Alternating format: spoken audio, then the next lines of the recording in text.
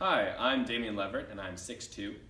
I'll be reading the two Willoughby sides, and then doing a Proteus piece from Two Gentlemen of Verona, and singing When Your Mind's Made Up from the musical Once, and accompanying myself on guitar. Thanks so much. Colonel Brandon is the kind of man who everybody speaks well of, and who nobody cares about. Why should you dislike him? Why should you like him? He is very civil. He has seen a great deal of the world. You are both unfair to him, and it is not witty in either of you. Oh, in defense of your protege, Miss Dashwood, you can even be saucy. My protege, as you call him, is a sensible man, and sense will always have attractions for me. Yes, Marianne, even in a man over 40. Oh, he's very respectable. As respectable as a statue or a monument.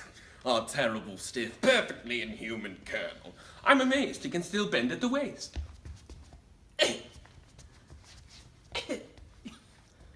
Well, I have always found him to be a perfect gentleman. But not me. Eleanor? No, I fear she is only too right.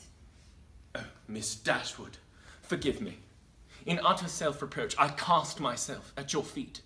To once again bask in the light of your sweet approbation, I surrender my case entirely. I, John Willoughby, confess that Colonel Brandon's character is completely and entirely irreproachable, and yet somehow I dislike him as much as ever. Oh, speak of the devil! Oh, your poor timing, Brandon. I was just about to take Miss Marion to look at the greenhouse. There are some very interesting orchids there. Orchids? Yes, we must go look at the orchids. I so adore an orchid. Please, do excuse us. Miss Dashwood. Your business cannot be with me, sir. The servants must have neglected to tell you that Mr. Palmer was not at home. Mr. Palmer and all his relations may go to the devil. How is your sister? What do you want? Is she in as much danger as they say? Is she dying? It is my fault. Please let me see her. No. I never meant to hurt anyone. When I met Marianne, I only wanted something to do in the country. Mr. Willoughby! I meant... You misunderstand me. I thought it was a harmless flirtation. You must see that it was impossible for me to seriously pursue a girl with no fortune, no station, no notable family. But quite against my intentions, the part I played became the most pressing reality. I found myself most terribly in love. Did you? I was going to ask her to marry me. And what precisely stopped you? Mrs. Smith had somehow been informed of a regrettable connection in my past. I know your history, Mr. Willoughby. Yes.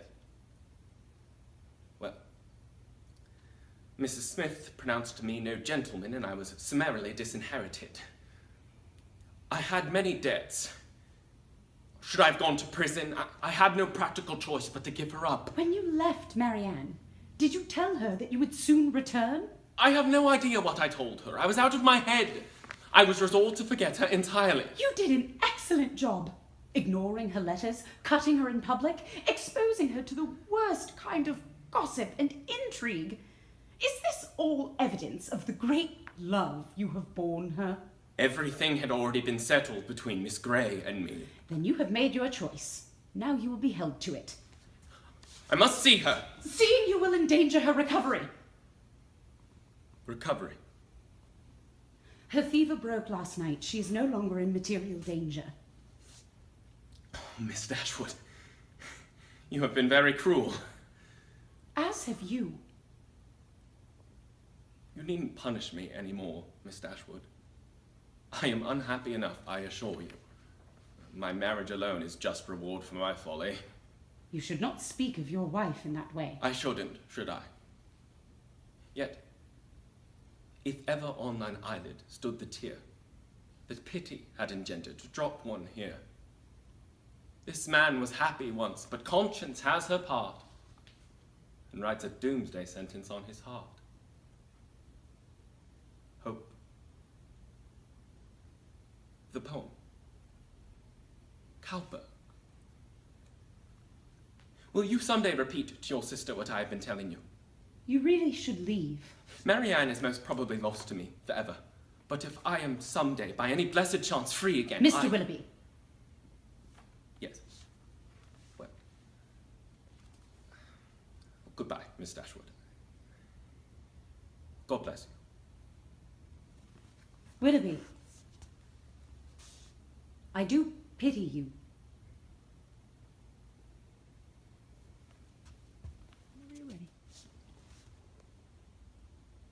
Even as one heat another heat expels, or as one nail by strength drives out another, so the remembrance of my former love is by a newer object quite forgotten. Is it mine, or Valentine's praise? Her true perfection, or my false transgression that makes me reasonless to reason thus? She is fair, and so is Julia, that I love. That I did love. For now my love is thawed, which, like a waxen image gainst a fire, bears no impression of the thing it was. Methinks my zeal to Valentine is cold, and that I love him not as I was wont. Oh, but I love his lady too much, and that's the reason I love him so little. How shall I dote on her with more advice, that thus without advice begin to love her? 'Tis but her picture I have yet beheld, and that hath dazzled my reason's light.